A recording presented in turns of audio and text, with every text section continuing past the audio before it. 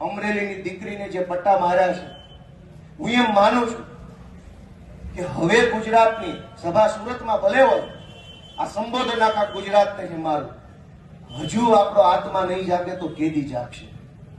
આપણો આત્મા જાગી જવો જોઈએ કે આ શું તમાશો હાલે છે, આ કેવી રીતે હાલે?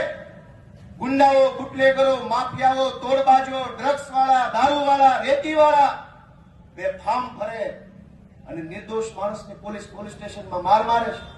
અમે રજૂઆત લઈને જઈએ તો અમારા ઉપર FIR. એટલે મેં નક્કી કર્યું છે કે ગુજરાતનો આત્મા જગાડવાનો છે દોસ્તો.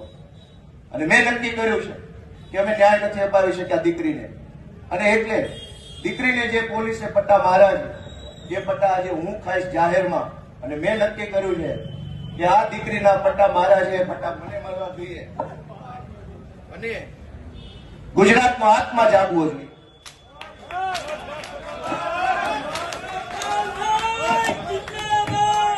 ગુજરાતનો આત્મા જાગવો જોઈએ. હવે ગુજરાતનો આત્મા જાગવો જોઈએ. મૂકી દો, આત્મા જાગવો જોઈએ ગુજરાત આખાનો. દીકરીને પટ્ટા કેવી રીતે પોલીસ મારે?